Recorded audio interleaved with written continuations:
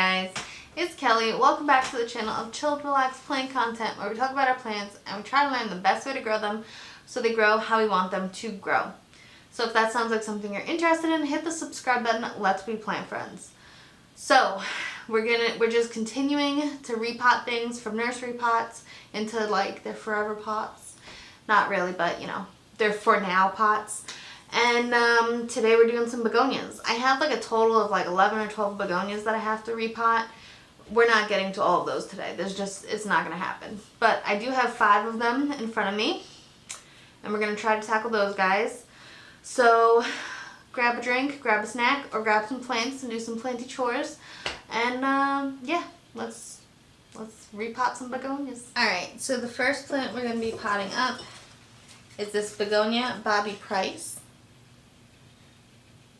And as you can see, they're in a small, like 3-inch pot. And they're pretty dry. It's been a little difficult to keep these guys watered. Can you see how thick those stems are? Like, look how nice that looks. And just look, it's flowering. Probably stress flowers, but I think after this it will appreciate it a lot. We're going to be potting them into these edible arrangement pots that I thrifted. I have a bunch of them. They're all different colors.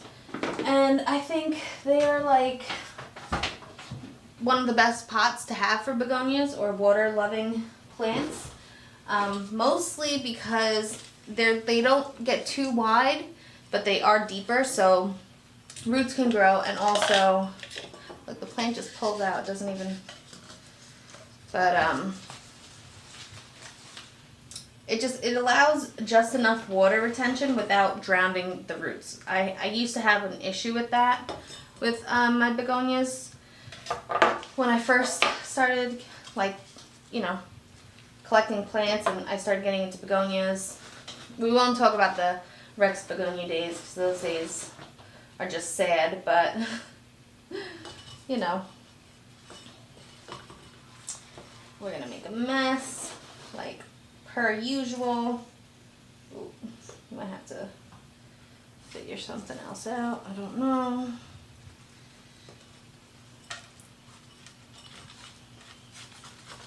So the soil I use for all of my plants really is just cactus mix and perlite, and then if I have some orchid bark or charcoal, I'll throw that in.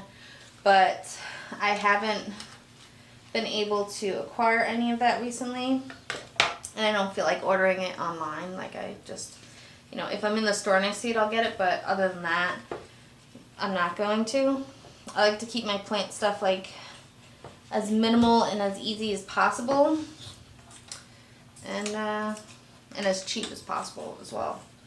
So we got one done and down. Look how good that looks.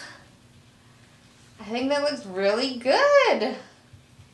I like it. I like it. Alright, the next plant is not as dry, but it is a begonia, Begonia Dotsie. Can you focus? There you go. Begonia Dotsie. She's also just falling out of her pot. This is another, this actually isn't an edible arrangements pot, but it's also like a good 4-inch, maybe going about 4 inches, maybe a little more, and it's deeper. And these are the ones I like for my begonias. It seems to work the best for them. And there's no drainage holes in my begonia pots. Partially the reason for that is because I tend to be an underwaterer anyway. So the little bit of water these guys do get, I'd like them to hold on to for a little longer. This way I'm not like constantly like seriously underwatering them. And the good thing about begonias, anyway, the cane begonias, is they're pretty forgiving for the most part. You know, you'll see them slump over and be like, ooh, I need to water them. And as long as you water them like relatively soon after that, they'll bounce back and they'll be okay. Begonia Dotsie. Isn't that a beautiful begonia? I love the cane begonias. I really do. I love it. I love it. Alright, the next plant is this one, Begonia Ice Capades. Begonia Escapades. She is also in the same size pot. Her roots still look really fresh. She is also flowering. Look how pretty that looks. And we're going to be putting her in this red pot. It's amazing how much a plant can grow with like so little substrate. Like, look, like that's like 2 inches of soil and it's all this plant. That's crazy. So for these guys, I'm not even going to check if there's plugs or not.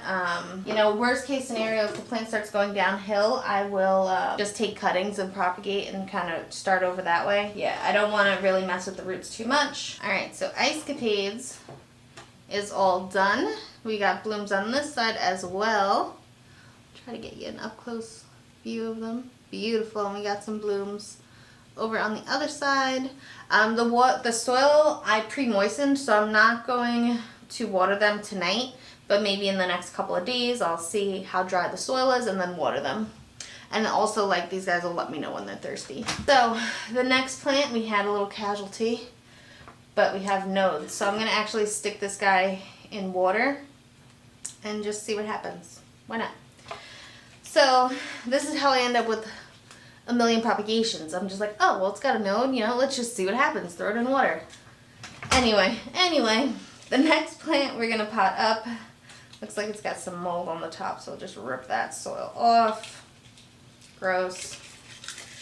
But this is Begonia Down Home. Down Home.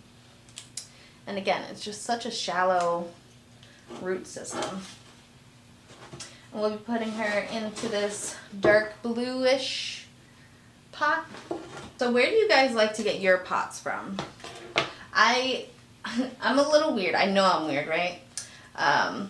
Everybody's gonna be like, duh, Kelly. Anyway, so I like to organize my plants by genus as best as I can, and then get pots that match or sort of match based on that genus. So begonias, I really like these like 4-inch long pots. Oh, the light just went out. I guess it's starting to get close to bedtime.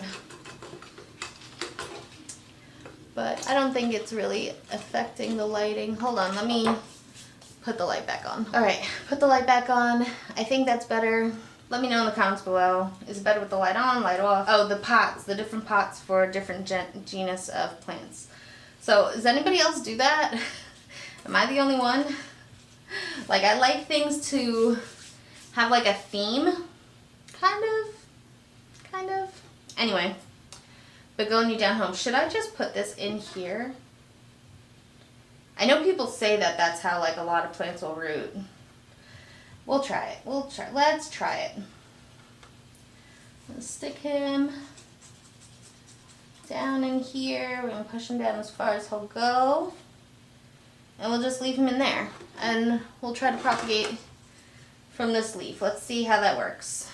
I feel like in a week I'm going to have a dead leaf, but, you know, we tried. Oh, and I guess I should show you these leaves. I think I've only been showing you the ones with flowers, but look how pretty that is. And then the back is a nice red maroon color. Very pretty plant. All right, the last plant I think we're going to be potting up today is the begonia wing. All right, again, just comes out of the pot. Is the begonia angel wings. So this is what she looks like. It's a mostly green leaf, and then we have the pretty white and pink flowers again. We have them in 2 spots. This guy's kind of leaning a little bit, so I might try to get him a stake to kind of stake him up, but I don't know. I might also just bury him a little deeper because we have some bare stems down there. And we'll be putting this pot into this pretty purple. And yeah. I also get a little nervous about burying the stems a little too much just because I don't want to rot the plant. So I think there's only one other begonia that I really want in my begonia collection, and I've had it. I've bought it twice. It's the Begonia brevimosa. Has big pink splotches on it. And the first two I bought, so I bought two each time I bought them. I bought the first two from like a local nursery.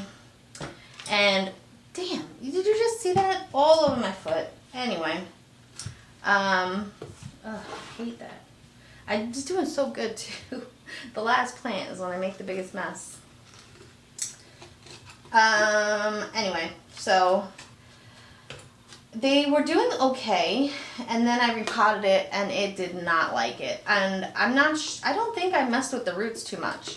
So I need like some care tips and tricks on that plant, because then I bought it again from Logi's online, and they were in the 2-inch pots, and they're not doing so good. Like, I'm not repotting them right now. I'll show you them, actually. Let's finish this, and then I'll show you those. So this is the Begonia Angel Wing. Looking cute, looking cute. We're definitely going to, like, try to stake her up to help support her.